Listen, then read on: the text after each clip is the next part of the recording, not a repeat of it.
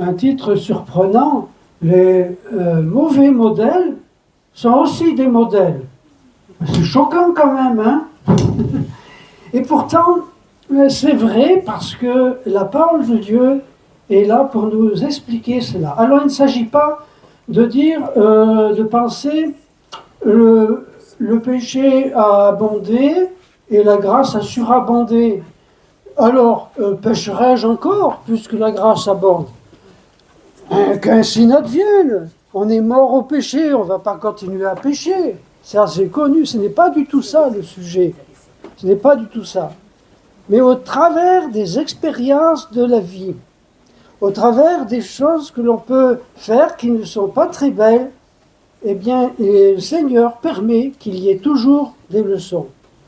Et alors, il s'agit ici de vraiment réfléchir et de dire, eh bien, on ne va pas parler de soi-même, de ses propres péchés, ce serait très gênant, surtout les miens. Alors du coup, j'ai choisi de prendre les fautes d'un homme dans la Bible, comme ça je suis tranquille. On va lire à travers la parole de Dieu, on va la feuilleter, parce que la parole de Dieu, c'est vraiment très agréable et très merveilleux de la feuilleter, et nous encourageons les jeunes à feuilleter la parole de Dieu. Ou bien la Bible avec du papier, ou bien les tablettes, hein, aussi maintenant. Bon, c'est pas nouveau, parce que même Moïse au Sinaï, il a dû dire « Prenez vos tablettes, on va lire la Torah ». Tablettes de pierre, maintenant c'est modernisé, n'est-ce pas? Et alors du coup, eh bien, il y a quelque chose pour vraiment comprendre l'idée de ce thème d'aujourd'hui.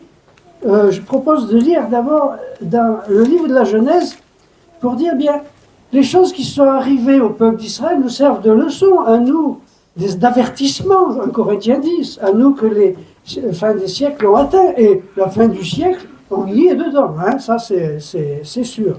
Mais en Genèse 4, par exemple, très rapidement, juste pour donner le ton, c'est au moment où Caïn tue son frère. C'est bon, on peut pas...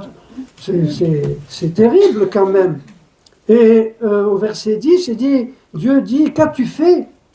Au verset 10, la voix du sang de ton frère crie de la terre à moi. La voix du sang, ça ne parle pas de ça. Mais la voix du sang crie à moi, le sang qui est dans le sol, dans la terre. Ouais. Comment Dieu veut dire quelque chose là, ici? Ben, c'est marqué, hein, noir sur blanc, hein, on le connaît.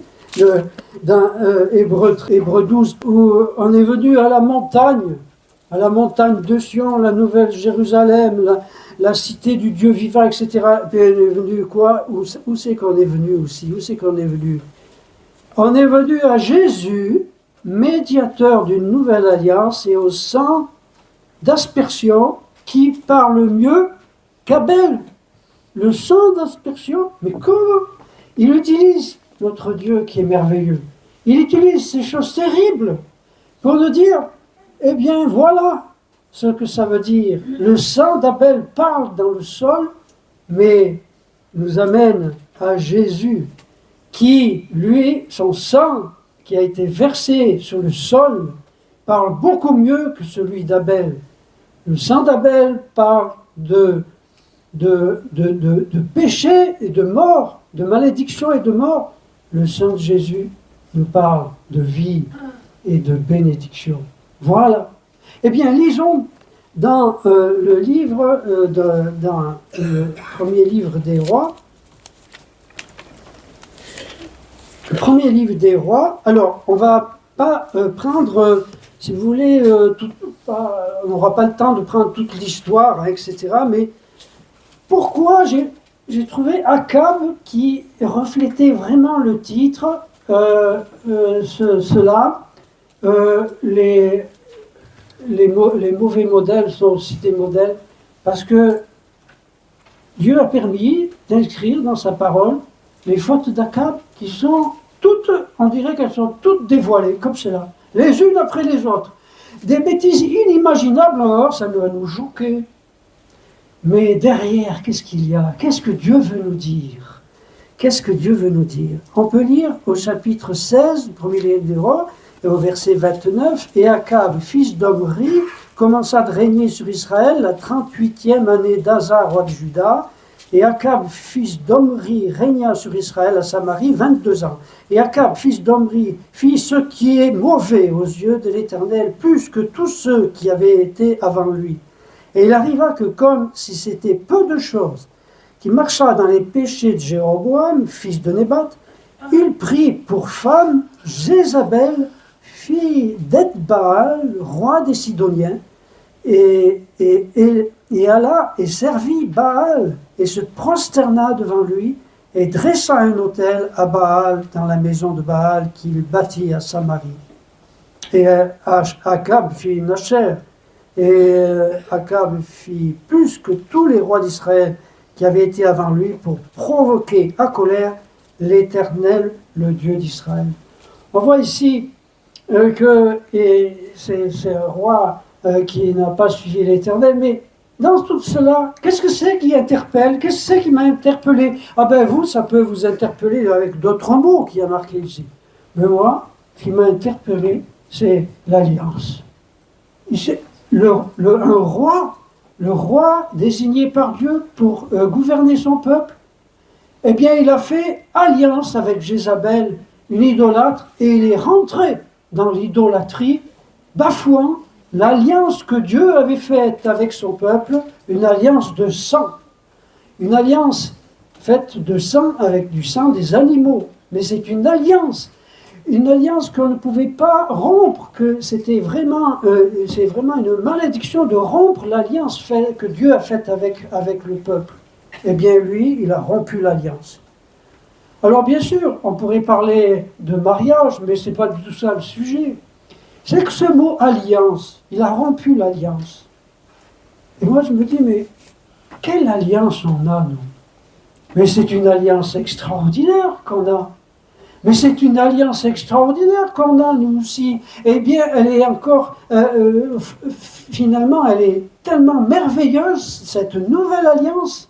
L'ancienne alliance faite avec le peuple n'est pas supprimée, mais c'est une continuation. La nouvelle alliance qu'on a avec Dieu, elle est totalement merveilleuse.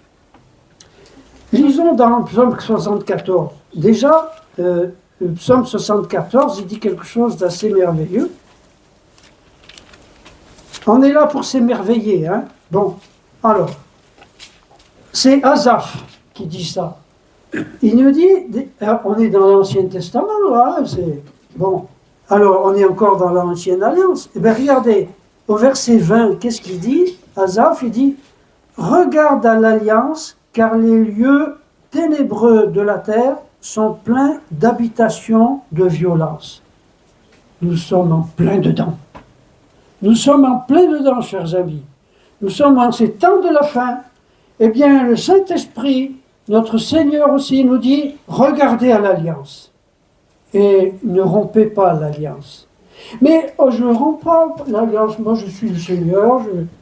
Mais réalisons cette alliance faite avec le sang de Jésus-Christ, donnée une fois pour toutes.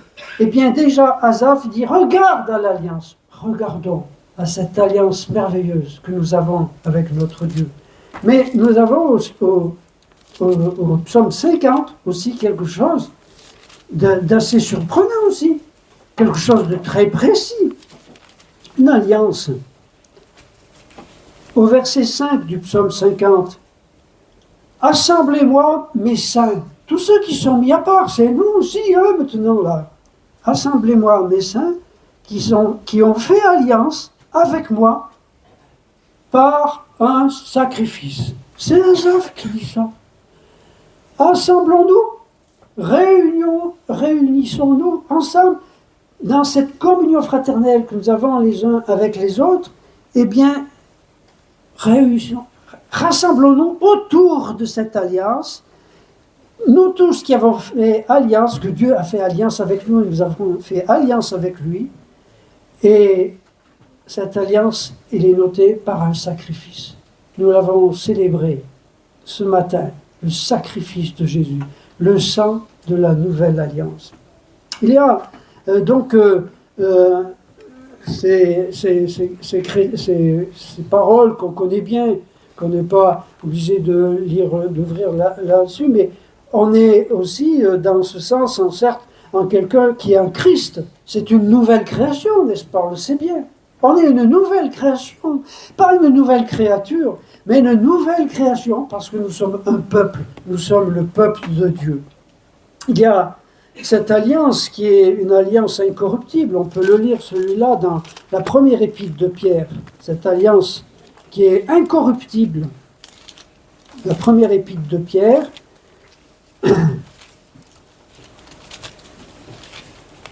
au chapitre 1er, verset 4, on est ici, on est voué pour un héritage incorruptible, sans souillure, immarcessible, conservé dans les cieux, pour vous qui êtes gardés par la puissance de Dieu, par la foi, pour un salut qui est prêt à être révélé au dernier temps, en quoi vous vous réjouissez, tout en étant affligés maintenant pour un peu de temps, par diverses tentations, si cela est nécessaire, afin que l'épreuve de votre foi, bien plus précieuse que celle de l'or qui périt, et qui toutefois est éprouvée par le feu, soit trouvée tournée à louange et à gloire et à honneur dans la révélation de Jésus-Christ.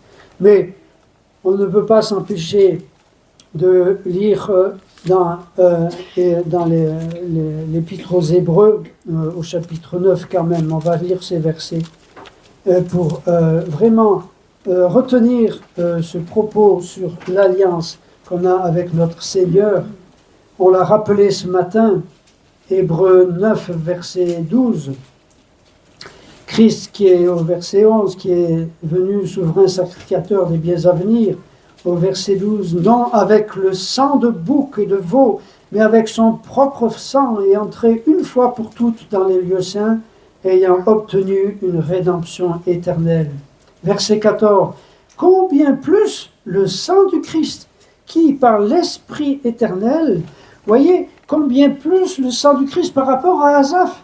On se souvient de cette alliance liée par un sacrifice. Et bien, combien plus le sang du Christ par l'Esprit éternel s'est offert lui-même à Dieu sans tâche, purifiera-t-il votre conscience des œuvres mortes pour que vous serviez le Dieu vivant. C'est pourquoi Jésus est médiateur, il est médiateur d'une nouvelle alliance, en sorte que la mort étant intervenue, etc., il est médiateur de cette nouvelle alliance. C'est notre Seigneur et Sauveur Jésus-Christ. Nous l'avons célébré tout à l'heure, nous le célébrons maintenant dans nos cœurs, et nous nous réjouissons dans cette alliance, et nous essayons, par la grâce de Dieu, que Dieu Seigneur nous aide à ne pas salir cette alliance, mais aussi vraiment de la réaliser.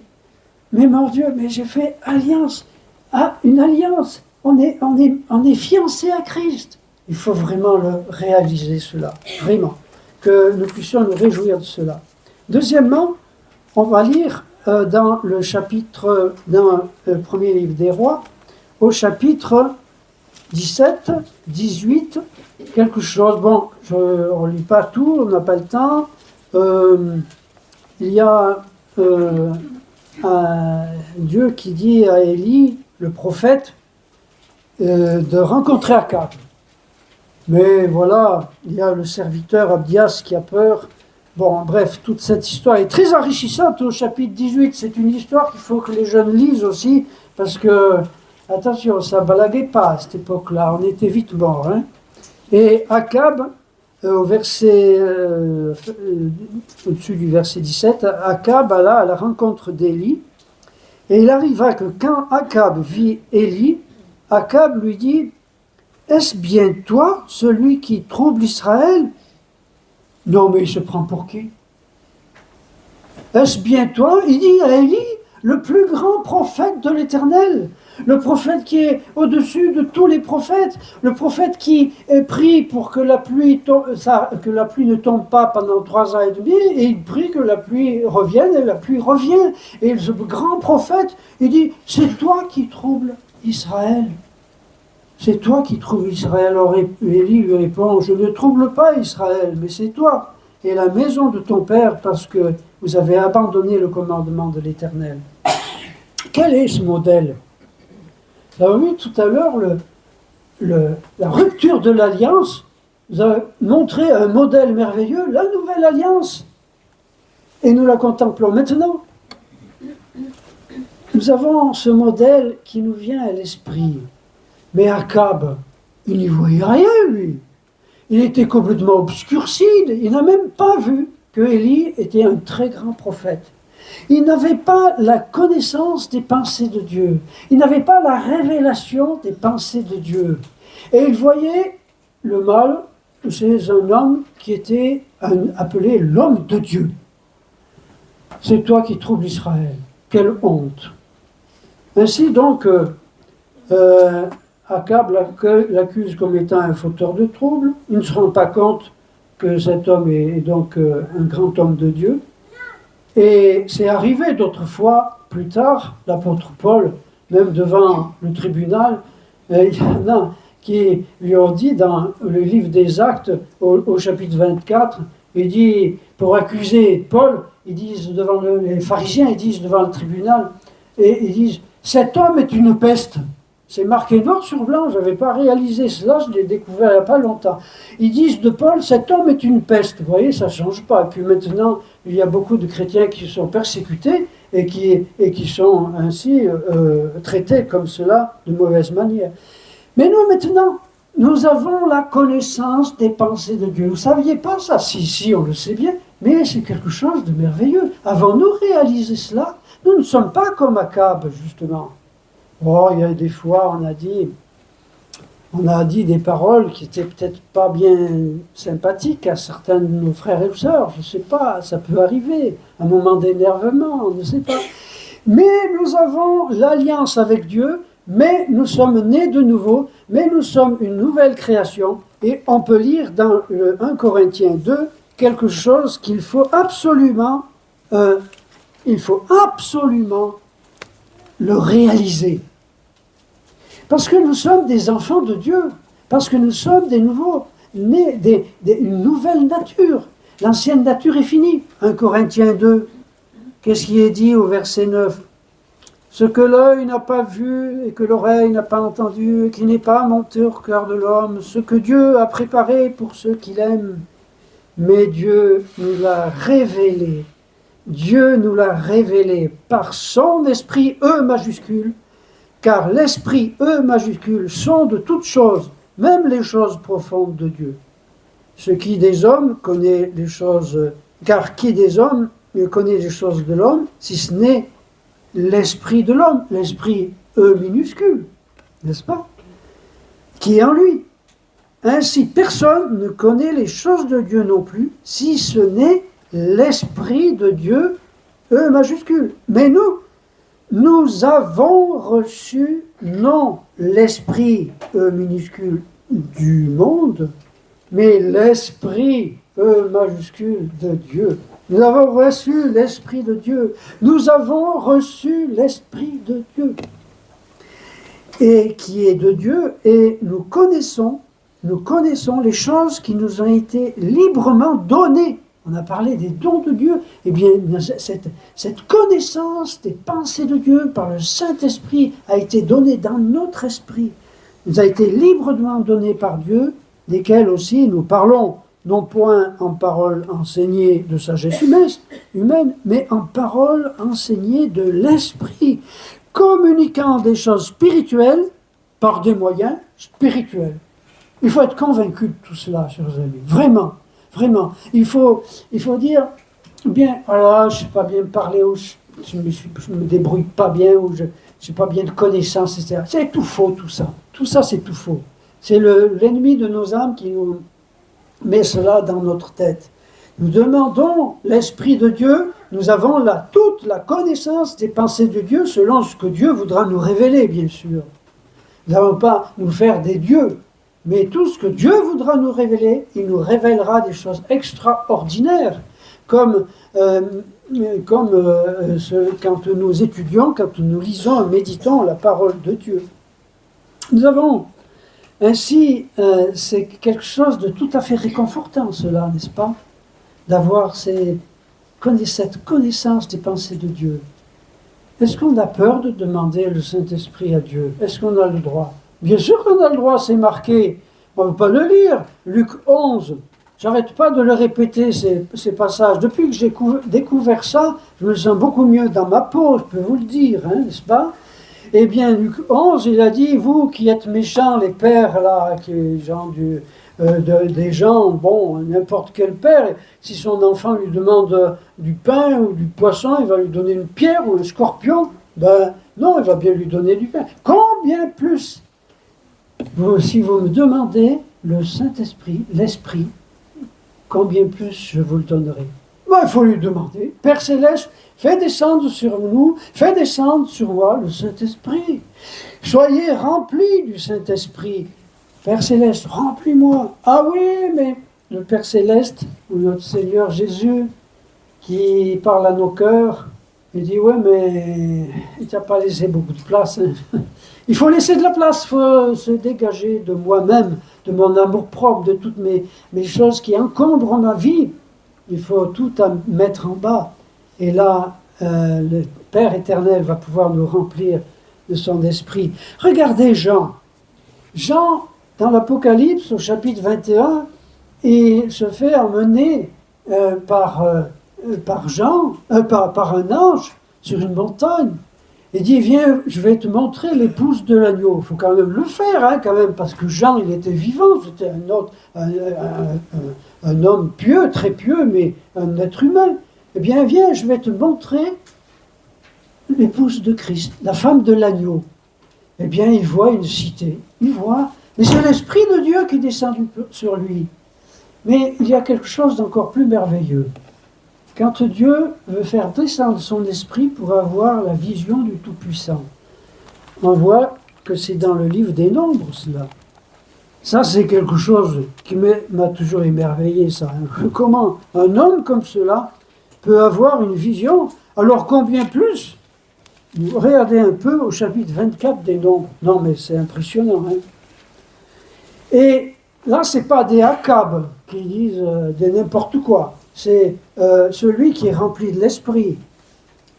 Au chapitre 24, il s'agit de Balaam, bien sûr. Et Balaam vit qu'il était bon aux yeux de l'Éternel de bénir Israël et s'en alla, et n'alla pas comme d'autres fois à la rencontre des enchantements, mais il tourna sa face vers le désert. Et Balaam leva ses yeux et vit Israël. Il lève ses yeux, il vit Israël habitant dans ses tentes, selon ses tribus, et l'Esprit de Dieu fut sur lui, un E majuscule, et il proféra son discours sentencieux, et dit, Balaam, fils de Béor, dit, et l'homme qui a l'œil ouvert. C'est impressionnant la précision là. L'homme qui a l'œil ouvert dit, celui qui entend les paroles de Dieu, et qui voit la vision du Tout-Puissant, qui tombe et qui a les yeux ouverts, dit, qu'est-ce qu'il va dire? Mais voilà quelque chose que le chrétien, tout enfant du Dieu, jeune ou plus âgé, nous avons cette vision du Tout-Puissant que Dieu peut nous donner dans notre vie de chaque jour. Il faut en avoir cette certitude. Il l'a donné à Balaam, il l'a donné à plein de serviteurs de Dieu. En plus, à Balaam, il n'était pas génial, n'est-ce pas? Et qu'est-ce qu'il dit? Que tes tentes sont belles, ô Jacob, et tes demeures, ô Israël. Comme des vallées, elles s'étendent comme des jardins d'auprès d'un fleuve, comme les arbres d'aloès que l'Éternel a plantés, comme les cèdres d'auprès des eaux. L'eau coulera de ses eaux, et sa semence sera au milieu des grandes eaux. Et son roi sera élevé au-dessus d'Agag, et son royaume sera haut élevé, il a fait sortir d'Égypte, etc. Ces paroles, d'ailleurs, on les fait nôtres, nous, chrétiens, au sujet d'Israël.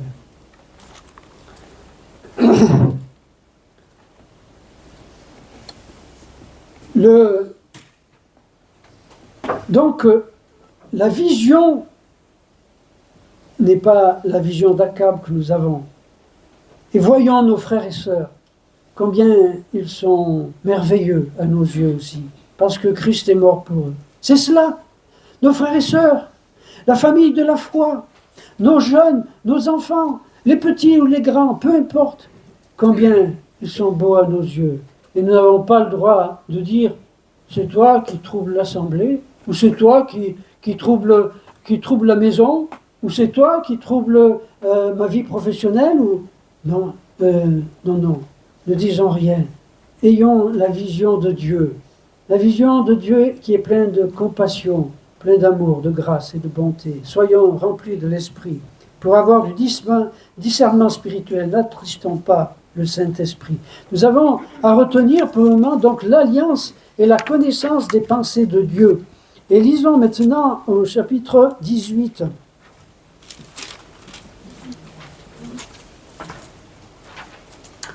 Nous savons qu'après cela, il y a eu tous les événements des prophètes de Baal, les 450 prophètes de Baal qui ne sont pas arrivés à faire parler leur Dieu pour que le feu descende sur le sacrifice. Et Élie, lui, il a dit, bien voilà, moi je vais vous montrer qu'il n'y a qu'un seul Dieu. Donc il a construit un autel, mis le sacrifice dessus. Il a bien arrosé de 3 ou 4 seaux d'eau sur le sacrifice, sur le bois, tout ça, pour bien montrer. Et le feu est descendu à la prière d'Élie, est descendu sur le sacrifice. Et le peuple qui était là et dit, bien voilà, il y a son berce sur leur face, c'est l'Éternel qui est Dieu, c'est l'Éternel qui est Dieu. Ensuite, Élie va prier pour qu'il y ait de la pluie qui revienne. C'est très beau toutes ces histoires, on n'a pas le temps de tout détailler, n'est-ce pas? Et je lirai à la fin du chapitre 18, on voit que Élie avait dit à Akab de monter, de manger, puis de courir parce que la pluie va arriver. Et au verset 46, il dit « La main de l'Éternel fut sur Élie, il ceignit ses reins et courut devant Akab jusque là où tu arrives à Jizréel. » Et on sait Élie était monté sur le mont Carmel, n'est-ce pas? Oui, le mont Carmel, pardon. Le mont Carmel parce que, oui, voilà, bref. Et Jizréel était en bas. C'est vrai que ça descendait. À nous, on l'a descendu en voiture. Élie court devant le char. Et c'était une coutume à l'époque où quand le roi est passé avec son char, avec tous ses chevaux au galop, et le peuple il courait derrière. C'était une façon d'honorer le roi. Et là, Élie, il court devant. Il y a 30 kilomètres à descendre, il a couru devant. Au tronc, au galop, j'en sais rien, mais il a couru devant. C'est marqué noir sur blanc, hein, on le croit, c'est la parole de Dieu. Il était rempli de l'esprit. Je ne sais pas quel âge il avait, Élie, mais en tout cas, il était fort. Hein. Il a couru devant le char. Et Akab le voyait courir, il a dit, mais qu'est-ce qu'il fait? Il court. Et puis Akab, il arrive chez lui, et sa femme, la méchante Jézabel, est là. Et Akab raconta à Jézabel tout ce qu'Élie avait fait, et en détail, et comment il avait tué par l'épée tous les prophètes.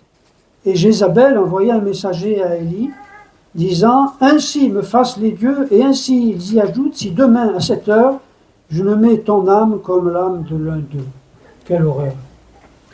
Mais j'avais envie de dire le pauvre Akab. Je ne veux pas l'accuser, parce qu'on peut être comme ça, nous aussi. Il ne faut pas croire qu'on peut tenir debout, mais c'est pas possible de raconter comme ça. Mais il raconte en détail, bien sûr, il raconte tout, mais en détail, en tout cas c'est marqué, qu'il raconte en détail comment il avait tué tous les prophètes. Mais est-ce qu'il n'a pas dit un instant qu'il a vu que les prophètes, justement, leur Dieu ne répondait pas? Et que le seul Dieu, l'Éternel, qui demeure à toujours, et le seul Dieu, c'est lui qui avait fait descendre le feu. Ne raconte-t-il pas que tout le peuple a crié « L'Éternel est Dieu, l'Éternel est Dieu » ? Ne raconte-t-il pas ça? Non, il raconte que tous les prophètes ont été tués. Et bien sûr, la Jézabel, eh bien, elle va se venger contre Élie. Elle veut tuer Élie. C'est pour ça qu'Élie est obligé, il a pris un coup de déprime, hein. Ça fait peur, on ne va pas parler de ça. Mais il y a une chose très importante, c'est que Akab, eh bien quel est le modèle? Akab n'a eu aucune foi, aucune reconnaissance envers Élie, parce que c'est Élie qui a prié, qui a fait venir la pluie. Aucune foi, aucune reconnaissance. Et nous, Seigneur Jésus nous dit, trouvera-t-il de la foi sur la terre? Oui, Seigneur, c'est toi qui m'as donné la foi, mais voilà, la reconnaissance, la foi et la reconnaissance. Eh bien, c'est cela, parce que il y a aussi je trouve, dans ce comportement d'Akab, la médisance aussi. Qu'est-ce qu'il avait besoin de raconter cela? Il y a cette médisance qui est là en faisant ressortir les choses qui sont terribles, parce que c'était quand même terrible, même pour Élie, de mettre à mort des sacrificateurs de Baal comme cela. C'était des êtres humains quand même. Mais c'était terrible. Et bien lui, Akab, il a une médisance. Je le ressens comme une médisance. Et un manque de discernement, bien sûr, mais vraiment aucune foi, aucune reconnaissance. Et nous, alors, cette foi et cette reconnaissance, comment on va la trouver? Dans la deuxième épître de Pierre, on peut trouver cela.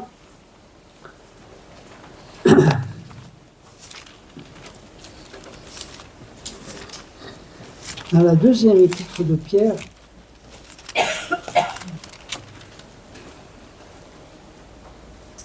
au verset, il y a vous pouvez penser plein d'autres choses. Hein, ça, ne vous gênez pas, dans votre tête, il faut faire tourner. Parce que cette scène est terrible. Donc on dit, mais à la place de la foi, de manque de foi, le manque de reconnaissance, à la place de la médisance, qu'est-ce que je vais trouver pour moi?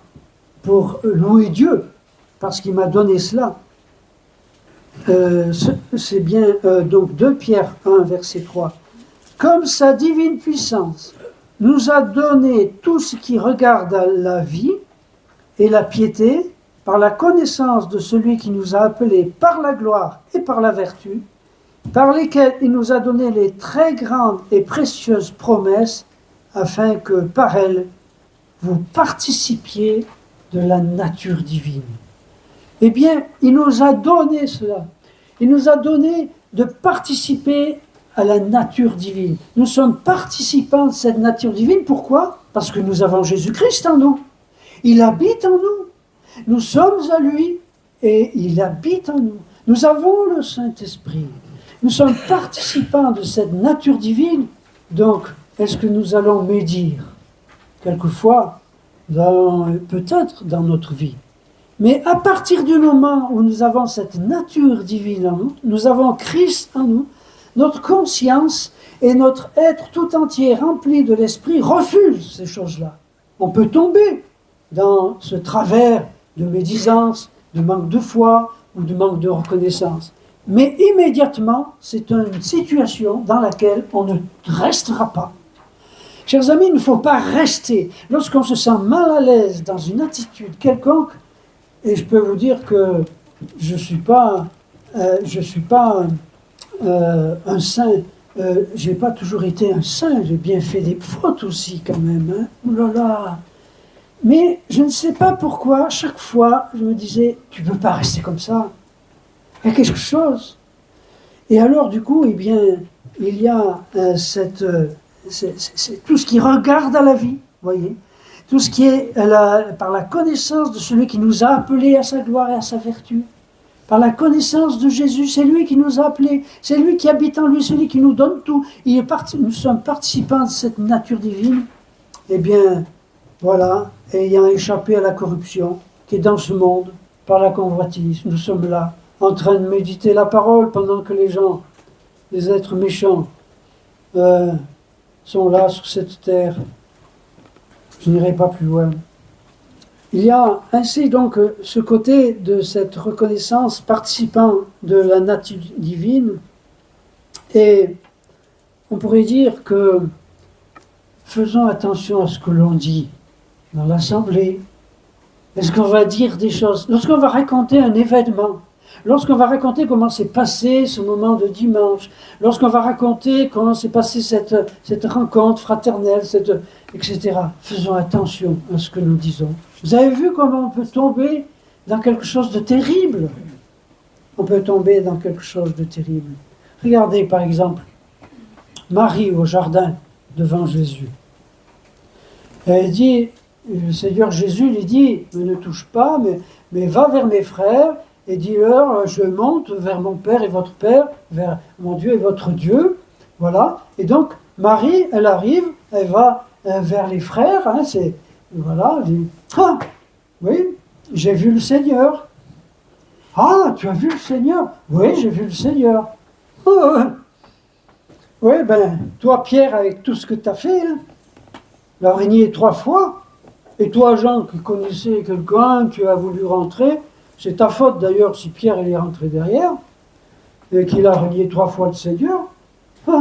Et puis, vous les deux, là, qui vous voulez vous asseoir, être les premiers, vous voulez vous asseoir à la droite du Seigneur, mais vous me prenez pour qui?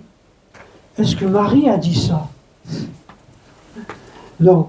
Marie, elle a raconté, elle a dit qu'elle avait vu le Seigneur. Voilà. Voilà une réponse. Voilà une réponse fantastique. Une réponse pleine de foi. Une réponse pleine de joie et de reconnaissance. Une réponse qui est paisible. Une réponse qui est douce. Une réponse qui est réconfortante. Elle a dit, j'ai vu le Seigneur. Et elle lui raconte à ses frères tout ce qu'avait dit le Seigneur. Et pas des médisances, pas des méchancetés. Et le Seigneur, d'ailleurs, lui-même, n'a fait aucun reproche à ses disciples. Mais j'ai envie de dire quelque chose. Comme dit l'apôtre Paul dans 1 Corinthiens 16, qu'est-ce qu'il dit? Il dit, et moi j'ai envie de dire cela aussi. C'est toujours une salutation. J'ai envie de dire cela. Mon amour est avec vous dans le Christ Jésus. Mon amour est avec vous dans le Christ Jésus. Ouais, j'ai envie de vous dire ça, moi, aujourd'hui, tiens. Ben oui, mais c'est sincère. Mon amour est avec vous dans le Christ Jésus. Quelle réponse et quelle espérance dans ces choses. Nous pouvons lire dans le premier livre des Rois, au chapitre 20, au verset 31. Nous avons donc la nouvelle alliance à retenir, nous avons la connaissance des pensées de Dieu, nous avons la foi et la reconnaissance à retenir. Maintenant, regardons ce qui se passe. Pauvre Akab, là, vraiment, franchement. Chapitre 20, verset 31, et Ben-Hadad, vous savez, c'est quand il y a eu la guerre avec Ben-Hadad, là, donc il y a eu une victoire, etc.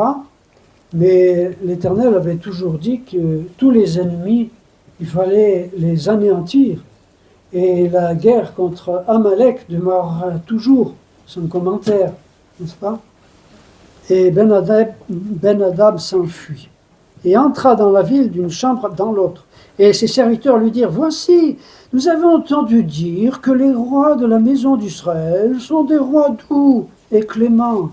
Mettons, je te prie, des sacs sur nos reins et des cordes à nos têtes et sortons vers le roi d'Israël. Peut-être qu'il laissera vivre ton âme. » Et ils craignirent et ils ceignirent de sacs leurs reins et mirent des cordes sur leurs têtes et s'en vinrent vers le roi d'Israël et dirent, « Ton serviteur Ben-Hadad dit, je te prie, laisse vivre mon âme. » Et Akab dit, « Vit-il encore? Il est mon frère. » Non mais, moi ça me fait beaucoup de peine pour Akab quand même. Il dit, il est mon frère, c'est pas possible. Et les hommes en augurèrent du bien, et ils se hâtèrent de saisir ce qui venait de lui, et ils dirent, ton frère Ben-Hadad. Non mais vous croyez que c'est hallucinant, hein? Et il dit, allez. Et Akab dit, ah, allez, amenez-le. Et Ben-Hadad sortit vers lui, et il fit monter sur son char. Et Ben-Hadad lui dit, les villes que mon père a prises à ton père, je les rends, et tu feras pour toi des rues à Damas, comme mon père en a fait à Samarie. Et moi, dit Akab, je te renverrai avec cette alliance. Il fit alliance avec lui et le renvoya. Moi, ça me fait de la peine. J'ai peut-être fait ça dans ma vie, je ne sais pas, que le Seigneur me pardonne, mais ça va faire une telle pensée. C'est une désobéissance, pure et simple, désobéissance à Dieu. Il aurait dû anéantir ce roi impie, idolâtre, et toute son armée doit être anéantie. Ça, c'est les décrets de l'Éternel. C'est comme cela que ça se passe pour Dieu. Et peut-être ça peut nous choquer maintenant, mais lorsque Dieu va juger le monde, nous verrons bien que Dieu accomplira toute justice. Dieu est amour, mais aussi il est le Dieu juste. Dieu est amour, mais il est aussi celui qui rend justice à celui qui a désobéi. C'est une désobéissance. Nous sommes élus pour l'obéissance. Savez-vous qu'on peut dire, j'ai peut-être pas toujours bien obéi dans ma vie, moi personnellement, je ne sais pas vous, mais j'ai l'obéissance en moi, c'est la parole de Dieu qui me le dit. Donc je ne suis pas forcément tout le temps désobéissant parce que j'ai l'obéissance qui est ancrée en moi parce que j'ai Christ en moi. C'est dans 1 Pierre, encore dans la première épître de Pierre, ce Pierre, on voit bien que ça enfin, il avait cette chose-là importante pour lui aussi, hein, ça ressort dans ses écrits. Pierre, au premier chapitre, verset 2, nous sommes élus selon la préconnaissance de Dieu le Père, en sainteté de l'Esprit, pour l'obéissance et l'aspersion du sang de Jésus-Christ. En sainteté de l'Esprit, pour l'obéissance. Donc, nous avons été élus, nous avons été rachetés, nous avons été choisis par Dieu, nous sommes remplis de Christ, nous sommes nés de nouveau, nous sommes prêts pour le règne éternel pour l'obéissance. Nous sommes imprégnés de l'obéissance du Christ. Ne nous décourageons pas si quelquefois nous désobéissons. Ne vous découragez pas tout le temps, les enfants. Vous obéissez aux parents, les enfants, là-bas? Hein? Bon. Passons, parce que nous, on n'a pas toujours été formidables aussi. Mais Christ est en nous, nous a élus pour l'obéissance. Et l'aspersion du sang de Jésus-Christ, ça me rappelle quelque chose. On doit obéir pour servir le Seigneur et faire ce qu'il nous dit, selon ce que la parole de Dieu nous dit. Et comment imaginer cela, l'aspersion du sang de Jésus-Christ? Nous sommes aspergés du sang de Jésus-Christ. Et cela nous purifie de tout péché. Et c'est ce qui est marqué pour le service, dans Exode 29, pour le service pour Dieu. Comment il faisait? Moi, je trouve ça une très belle image, très parlante, très simple, dans Exode 29. Très simple pour le servir. Nous sommes aspergés du sang de Jésus-Christ. Dans le livre de l'Exode, au chapitre 29, on peut lire au verset 20, c'est au sujet de la consécration pour les Aaron et ses fils, pour le service, pour accomplir le service. Comme nous, on est sacrificateurs, on est roi et sacrificateur. Nous, on a la même chose. Verset 20. Et tu gorgeras le bélier, et tu prendras de son sang, et tu le mettras sur le lobe de l'oreille droite d'Aaron, et sur le lobe de l'oreille droite de ses fils, et sur le pouce de leur main droite, et sur le gros orteil de leur pied droit, et tu feras aspersion du sang sur l'autel tout autour. Ah ben dis donc, mais on a ça en Jésus-Christ, nous. Jésus-Christ qui est mort pour nous faire de nos péchés, son sang qui a été porté devant Dieu, Il a été mis sur notre oreille droite pour écouter Dieu. Il a été mis sur notre pouce de la main droite pour le servir. Il a été mis sur notre orteil du pied droit pour marcher selon les pensées de Dieu. C'est cela que ça signifie. Nous sommes élus pour l'obéissance, donc pour servir le Seigneur. Voilà la signification de cette chose par rapport à la désobéissance d'Akab.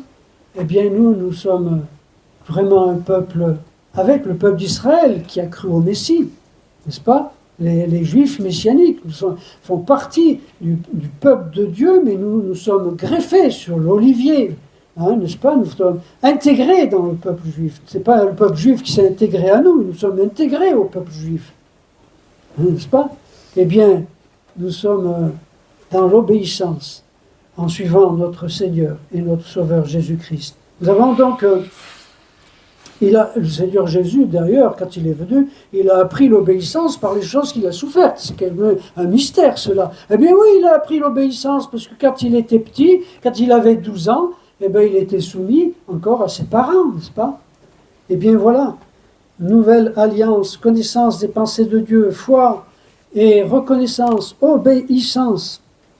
Eh bien, on peut lire dans 1 Roi 21.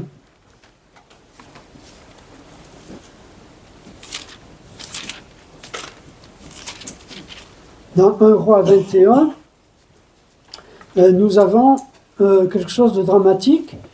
Ça va, là, vous tenez le coup, parce que on en est à 5e, il n'y aurait plus que 2. Après, excusez-moi, je suis un peu long, mais on ne peut pas... bon, bref, passons, excusez-moi. Ça va, vous ne dormez pas? Bon, Rémi, attention. Et il arriva au chapitre 21, il arriva après ces choses que Naboth le Jisraélite avait une vigne qui était à Jisraël, à côté du palais d'Akab, roi de Samarie, et Akab parla à Naboth, disant « Donne-moi ta vigne afin que j'en fasse un jardin potager, car elle est proche à côté de ma maison, et je te donnerai à sa place une meilleure vigne que celle-là. Si cela est bon à tes yeux, je te donnerai l'argent que vaut celle-ci. » Et Naboth dit à Akab, que l'Éternel me garde de donner l'héritage de mes pères. Et Akab s'en vint à sa maison, triste et irrité, à cause de la parole de Naboth, le Jisraélite, qu'il avait dite, car il avait dit, je ne te donnerai pas l'héritage de mes pères. Et Akab s'étendit sur sa couche, et tourna sa face, et ne mangea pas du pain. Et Jézabel, sa femme, vint vers lui et dit « Pourquoi donc ton esprit est-il triste et ne manges-tu pas du pain ?» Il dit « Parce que j'ai parlé à Naboth et puis c'est ça qu'il parle, il se plaint. C'est horrible. Il ronchonne. J'ai parlé à Naboth, le Jisraélite, et je lui ai dit « Donne-moi ta vigne pour de l'argent. » Ou si cela te plaît, je te donnerai une vigne en sa place. Et il dit, je ne te donnerai pas ma vigne. Et voilà Jézabel qui va tuer Naboth. Voilà l'attitude. L'attitude qui est la bouderie, ne penser qu'à soi-même, bouder ou ne penser qu'à soi-même. Qu'est-ce que cela peut nous faire réfléchir? Je ne sais pas pourquoi, moi, j'ai pensé à la philanthropie. La philanthropie, elle est expliquée dans l'épître à Tite. Mais il y a plein d'autres choses qu'on pourrait imaginer. Mais plutôt que de bouder comme ça, si on imitait un petit peu Dieu, dans ce qu'il a fait. Tite 3, verset 4. « Mais quand la bonté de notre Dieu Sauveur et son amour envers les hommes sont apparus, il nous sauva, non sous le principe d'œuvre accomplie en justice que nous eussions faite, mais selon sa propre miséricorde, par le lavage, la régénération et le renouvellement de l'Esprit Saint, qu'il a répandu richement sur nous par Jésus-Christ notre Sauveur, etc. » Il y a la bonté de notre Dieu Sauveur et son amour envers les hommes, envers tous les hommes. c'est-à-dire la philanthropie amie des hommes, et combien plus amie de nos frères et de nos sœurs. Il y a l'attention que l'on peut porter, et vous savez, c'est un danger cela. C'est un danger parce que je vois quelquefois, ça nous est peut-être arrivé dans l'Assemblée. Je donne des exemples qui ne sont pas très sympas, mais bon, après tout, bon, peut-être parce que ça m'est arrivé. Par exemple, dans l'Assemblée, il y en a des frères qui ont décidé quelque chose, puis ils ne m'en ont pas parlé.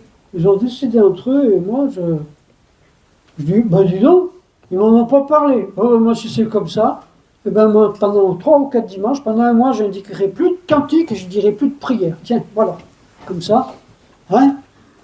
Mais c'est une attitude qui est très imagée, mais qui peut arriver à tout bout de champ, dans notre foyer, dans notre vie de couple, dans la société, dans notre travail professionnel.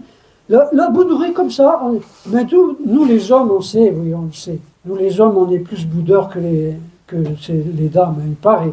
Mais bon, on a cette attitude-là, et donc, comment dire que l'on va être comme Dieu? Eh bien, l'exemple de notre Dieu, qui a aimé les hommes tels qu'ils étaient. Et il y a cet amour divin et cette amitié, cette attention portée à notre entourage, à notre prochain.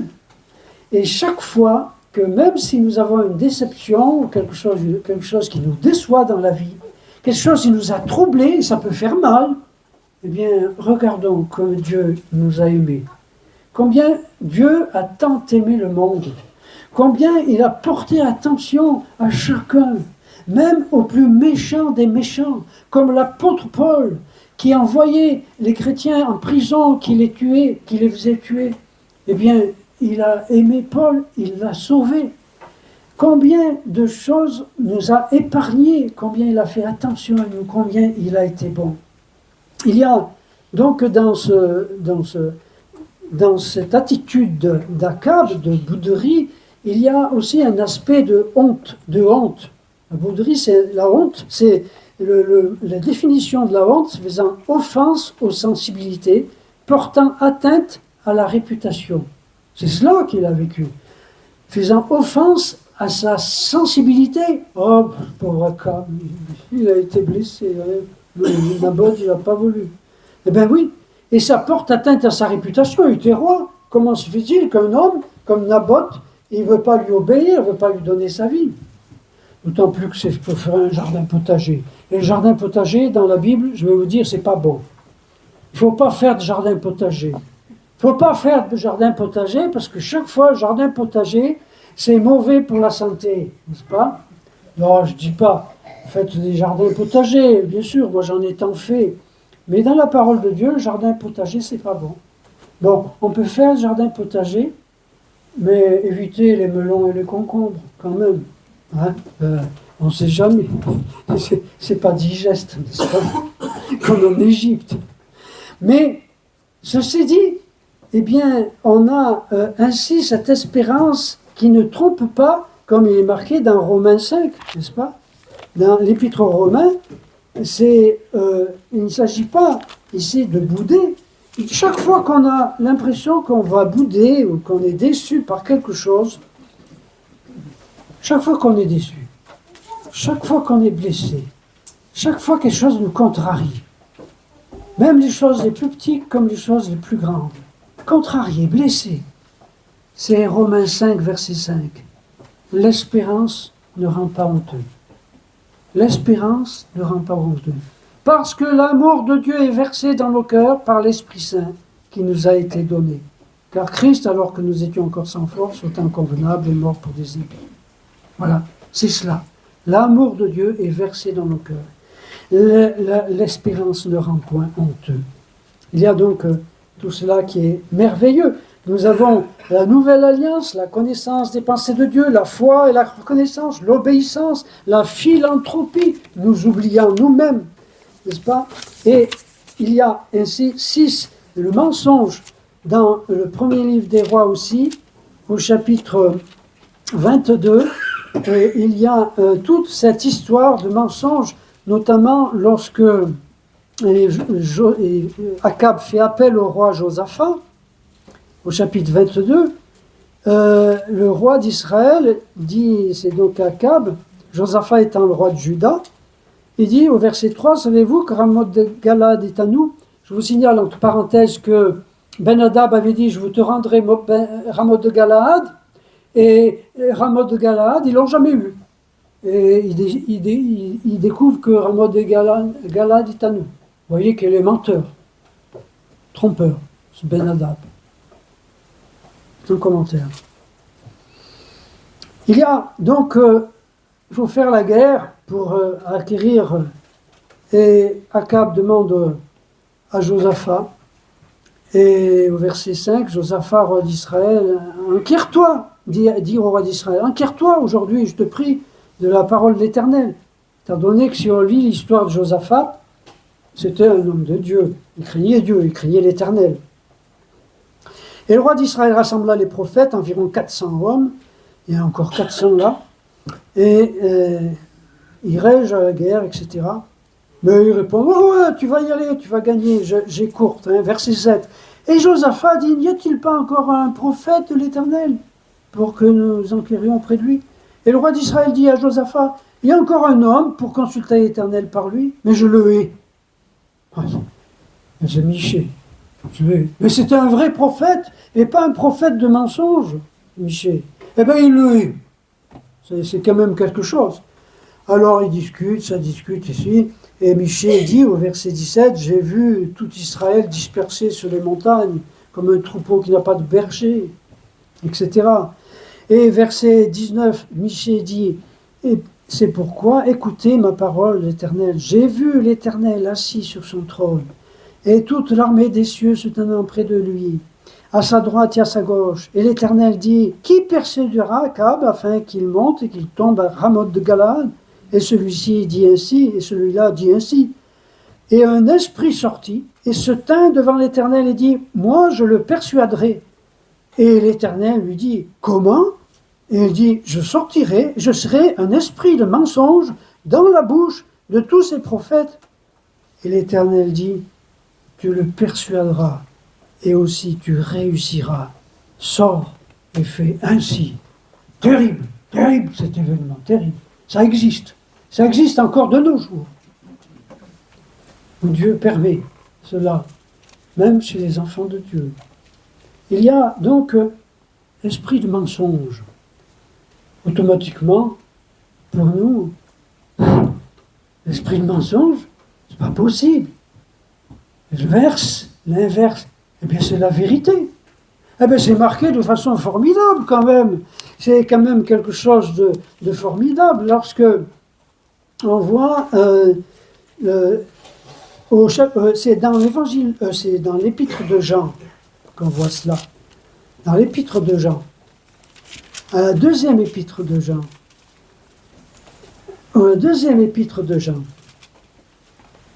On sait bien ces versets, hein. Je suis le chemin, la vérité et la vie.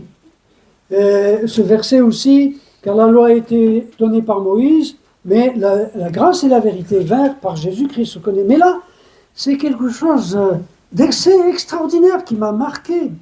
L'Ancien à la dame élue et à ses enfants, que j'aime dans la vérité. Et non pas moi seul, mais aussi tous ceux qui connaissent la vérité, à cause de la vérité qui demeure en nous et qui sera avec nous à jamais. La vérité qui demeure en nous et qui sera à jamais avec nous, tout le temps et toujours, mais ça, c'est quelque chose de merveilleux. Oui, mais Seigneur, j'ai menti, hein, quelquefois. Ça a été génial. Tu as la vérité en toi. Tu ne peux pas supporter le mensonge parce que tu as la vérité en toi. Elle est ancrée en toi, elle est imprégnée en toi parce que tu as Jésus-Christ, tu es une nouvelle nature. Les enfants que j'aime selon la vérité. Et la vérité est toujours fidèle, elle est toujours ancrée en nous, elle demeure en nous. Et cela est profondément réjouissant.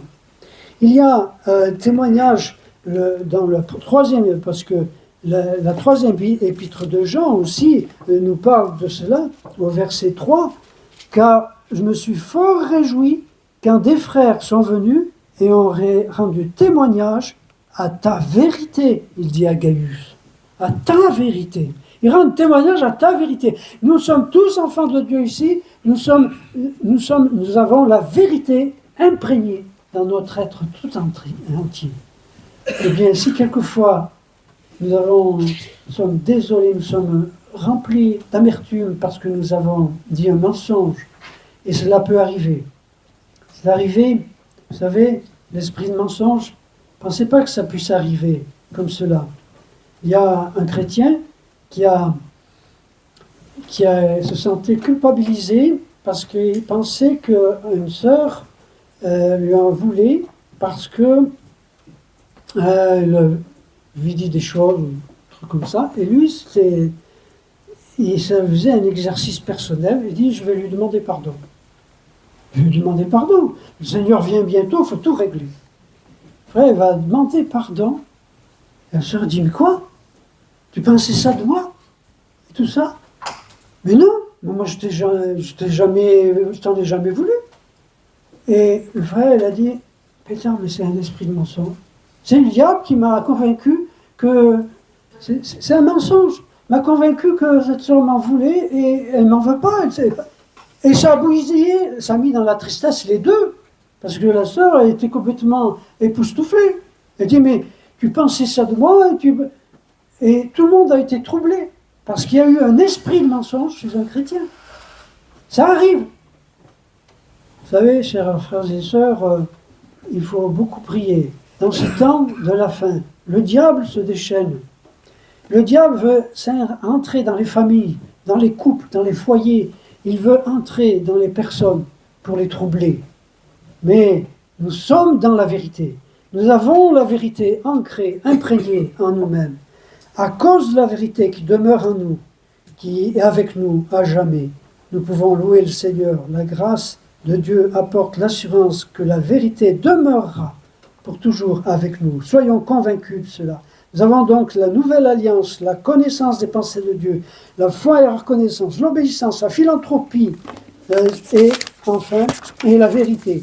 Enfin, nous allons, s'il vous plaît, finir par la dissimulation, un truc impressionnant aussi, verset 29 de ce même chapitre. Et le roi d'Israël monta, et Josaphat, roi de Juda, à Ramoth de Galaad.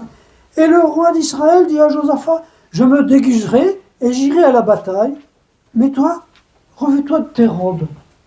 Non mais je crois arriver là. Hein. Et le roi d'Israël se déguisa et fut à la bataille, c'est-à-dire Akab, hein, c'est-à-dire qu'il n'avait pas ses vêtements de roi, comme un soldat, un simple soldat. Et le roi de Syrie commanda aux 32 chefs de ses chars, disant, ne combattez ni petit ni contre grand, mais contre le roi d'Israël seul. Et il arriva que quand les chefs des chars virent Josaphat qui était habillé en roi, il avait fait comme Akab lui avait dit. Et ils dirent, certainement c'est le roi d'Israël. Et ils se détournèrent pour combattre contre lui. Et Josaphat criant. Et il arriva que lorsque les chefs des chars virent que ce n'était pas le roi d'Israël, ils s'en vinrent de la poursuite. Il a été gardé, hein. Et un homme tira de l'arc à l'aventure et frappa le roi d'Israël entre les pièces d'attache de sa cuirasse. Et Akab dit au conducteur de son char, tourne ta main et mène-moi hors de l'armée car je suis blessé. Et la bataille se renforça ce jour-là et le roi fut soutenu debout dans son char vis-à-vis des Syriens. Et il mourut le soir. Il y a donc là ici les pièces de la cuirasse. Akab était bien protégé, mais il y avait une faille en lui. Dans tout son être, il y avait une faille. Il ne craignait pas Dieu, il était idolâtre. Il s'est pourtant repenti après la vigne de Jabot, mais ça n'a pas servi grand-chose. Et Dieu l'a châtié. C'est triste. L'histoire se finit tristement. Mais il y a une chose pour nous, c'est que ça nous apprend. Est-ce que nous allons être des filous comme Akab? Parlons pas de pauvre Josaphat, innocent. Peut-être on peut être un peu trop innocent quelquefois.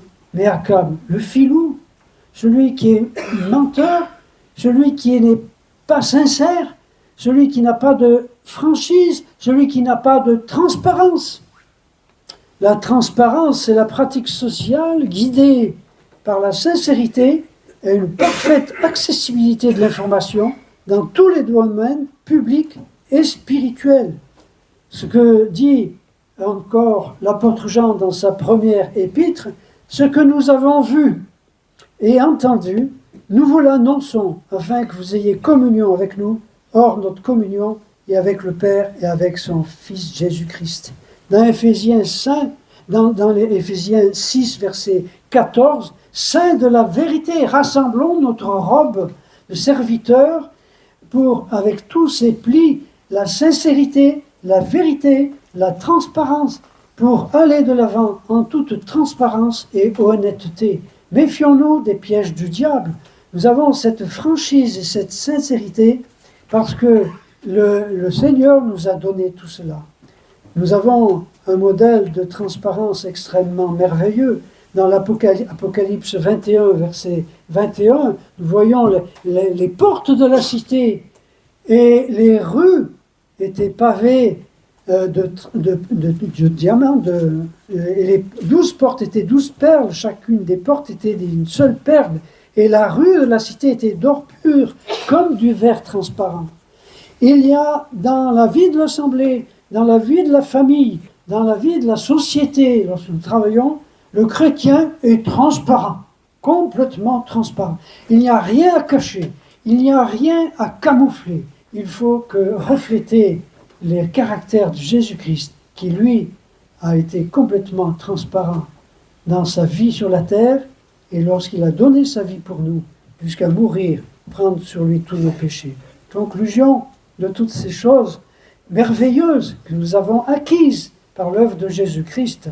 Nous lirons juste encore un dernier. Je veux dire, Genèse, allez, après on arrête, Genèse, à la fin de l'épître. Vous savez, quand, la fin du livre de la Genèse, quand Joseph il se fait découvrir par ses frères, qu'est-ce qu'il dit à la fin ses frères, lorsque quand Jacob est mort, Joseph est devant ses frères, et ses frères ils ont peur. Il dit, maintenant que le père est mort, on va ramasser. Hein, parce que on a voulu le tuer, notre frère, maintenant, et on est bien avancé. Alors ils ont peur. Mais Joseph, au verset 19, au verset 18, ses frères allèrent et tombèrent sur leur face devant lui et dirent, nous voici, nous sommes tes serviteurs. Là, ils avaient peur. Et Joseph leur dit, ne craignez point, car suis-je à la place de Dieu? Vous aviez pensé du mal contre moi. Dieu l'a pensé en bien, pour faire comme il est aujourd'hui, afin de conserver la vie à un grand peuple. Ce que vous avez pensé de mal, toutes les choses qui nous sont arrivées dans la vie, qui n'étaient pas formidables, je me rends compte à 75 ans que finalement ce n'est pas bien d'avoir fait, c'est un péché. Il a fallu que je confesse ce péché. Mais combien j'ai appris, comme Dieu est bon, comme Dieu est patient.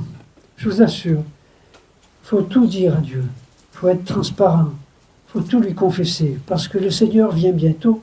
Et lorsque je vais me retrouver devant lui, soit je me vautrerai à ses pieds en disant « Pardonne-moi Seigneur », non. Seigneur, s'il y a encore quelques voies de chagrin dans ma vie, montre-les-moi, même si ça me fait souffrir. Parce que je veux me rendre devant toi, me courber devant toi et te regarder dans les yeux. C'est cela. Eh bien, tout cela est merveilleux parce que nous avons l'alliance éternelle, la connaissance des pensées de Dieu, la foi et la reconnaissance envers Dieu, l'obéissance, l'amour de Dieu versé dans nos cœurs. Nous oublions nous-mêmes la possession de la vérité, le bonheur d'être connu de Dieu et de connaître Dieu, c'est cela. Tu nous as tout donné, ô Dieu, en Jésus-Christ, suprême don. Par lui, nous entrons au Saint-Lieu. Par lui, nous bénissons son nom. Ô Père, fais-nous mesurer de ton amour l'immensité, et que de nos cœurs, sans se lasser, et sans se lasser. Commencez déjà. Et que déjà, sans se lasser, nos cœurs célèbrent ta bonté. Je voudrais dire que le Seigneur nous bénisse, que l'Éternel nous bénisse et nous garde. Que l'Éternel lève sa face vers nous. Que l'Éternel fasse briller la lumière de sa face sur nous et use de grâce envers nous. Que l'Éternel lève sa face sur nous et nous donne la paix. Amen. Amen.